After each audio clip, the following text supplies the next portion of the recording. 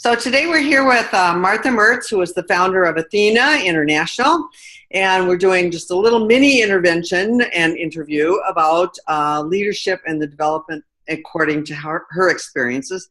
So Martha, when you first started your journey with ATHENA, how would you have described yourself as a leader?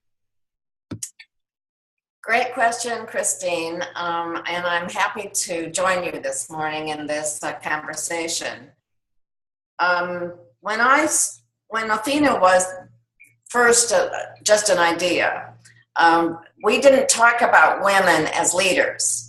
At that time, and it sounds like it was the last century, and actually it was, we talked about the first. Women were the first. They were the first to do this or the first to do that. And oftentimes the first then wanted to become the only. So once they'd achieved this stellar position of being somebody important, the tendency, or what I saw, was that they would like to keep other women out so that they maintain that sense of importance. And that didn't look to me like the right way to proceed. We weren't going to make enough progress if we tried to keep women out of leadership positions. So I remember that the catalyst for starting ATHENA was when I was told as a young businesswoman that women weren't leaders. And you know, Kristine, I could look around me and see women who were doing fabulous things. Oftentimes they didn't have titles, they didn't have the positions, they weren't being paid, they weren't hardly even being acknowledged, but they were leading, they were making changes in the world. So that's really what gave rise to the whole ATHENA idea. It was that if we lift one and celebrate that person's achievements, then all of us would be inspired to achieve as well. And so my entire life, I think I've been wondering why women had to take this lesser position. And a quote I learned along the way was, and it leads right into the ATHENA leadership model. It's our pain leads us to our purpose. And I love that, because the pain for me was, why aren't women able to do what we are able to do? And so that gave rise to the ATHENA award. Hold up one, inspire many, we will go there. We will find our own power and go there. So I didn't think of myself as a leader in those days. I didn't want to be the one and only. I wanted many around me. So how do you suppose that holding up the one has now shifted to today's context where there are many? Well, that was in the days when we only had a few. The role models, the importance of role models had been discovered. There just weren't enough to be visible and credible in our working environment. The ultimate goal was to lift the many, was to become leaders ourselves, all of us. And leadership is something I've thought a lot about over a lot of years. And it starts with ourselves. You lead yourself first. So you choose the life path that you want. You open the chapters in your life into new phases and so on. And so you're leading yourself, and along the way, you are also influencing others around you within your sphere of influence. And that's the ultimate goal, what you just described. Let all of us find our voice of leadership and then make a difference. It isn't enough to just be all about me. It needs to be this circular energy. I learn my own voice. I find my way. And then I spread what my talents are back out into the community to bring along the others who are right behind me. Or younger. That might be a better way to say it. Yeah, I love it. So along the way, what were some of the more important lessons that helped shape you into the leader that you are today? Well, I learned, I had many people who gave me just the right little jewel of wisdom along the way. So I learned that the course of leadership that we were going to bring, that women were going to bring into this world, is a completely different model. It's a completely different paradigm. And I think that's probably the most important thing that I've learned over the period of time, is that it wasn't important for women, and I'm generalizing here, to be the head of the parade.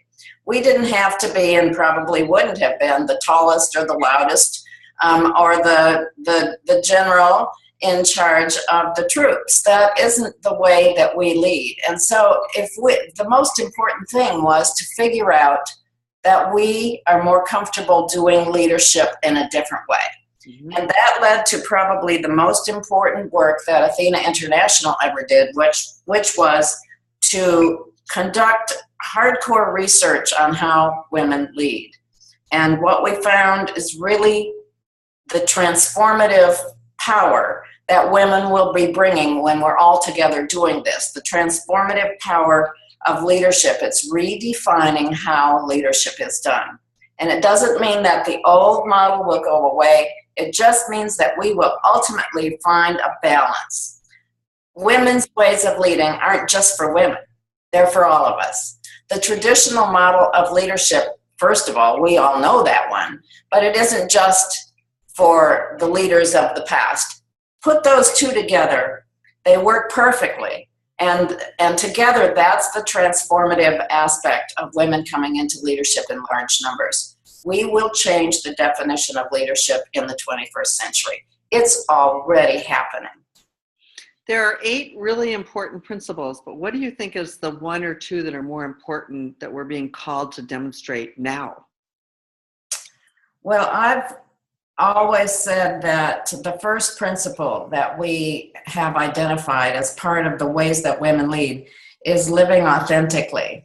And that's a hard one to understand. It's probably the hardest of all of the principles, because what it means is that you know yourself. And it takes time. Our world is in such a hurry to get places and to do things. This is an internal review. It's who am I? It's what do I value? It's how am I living these values, or am I living these values? I mean, one of my favorite ideas is that all of us can see someone who stands up and speaks about the wonderful things that they value, and you can see that their life or their living patterns are not, there's a distance between what they value and what they're living. An authentic leader, in order to inspire someone else, needs to be aligned with the values that you talk about, that you say are the things that you want to do. If you're going to inspire someone else, you have to have a core sense of yourself. And that's the most important one. Once you have an understanding of who you are and what you value, then you can be a soft voice or you can be a loud voice. You can be out in front or up on top, or you can be somewhere in the corner of the library, but your presence will inspire others. It's a big one, and it's the hardest one. Yeah. And it keeps changing throughout life, because we aren't the same person that we were 10 years ago. So you have to keep checking in on yourself. Am I sliding away from my values? Am I holding on to myself? Who am I anyway? Those things. So that's a great lead into another question. We're talking about reflecting to the past, but what would happen if you were your future self writing a letter to your present self? What would you say? Well, for me, at this stage, if I were to read a letter from my future self, I would be telling myself to take the time to recognize what has already been accomplished. Take the time to do that. Stop and celebrate who you are now, because all of us are on this journey. And it is through this journey that we find our voice. I didn't know my voice so many years ago. It has taken me a long time to trust and have confidence in the things I have to say. Find your voice, make your mark, do something to change the world a little bit, and then leave a different legacy. So I'd be telling myself, take time to recognize where you are now. Don't be always in a hurry to get everything done. And then maybe I would say, consciously do one Athena-like thing every day. Consciously give back in some way. Consciously learn something that you might not have taken the time to do. And always celebrate. Celebrate who you are now. Doesn't matter if you've had a horrible day or a miserable week or whatever. Take the time to look at the long view. I'm telling this to myself, you know. Look at the long view and say, there's substance here. There's a reason. You can see what you've done, and it is good. And so celebrate that, because part of what we don't do enough of is take the time to recognize and kind of thank our former selves for what has gotten us to the moment we're in. So I think I'm going to print that up on a little card and hand it to you in Lansing, Michigan at the 35th International Conference celebration of the work that you started. Thank you. That's very kind. I'm looking forward to working with you at that conference. It's really staggering to think it's been 35 years. Yeah. Thank you. Thank you for today. Thank you. Thank you, Kristine.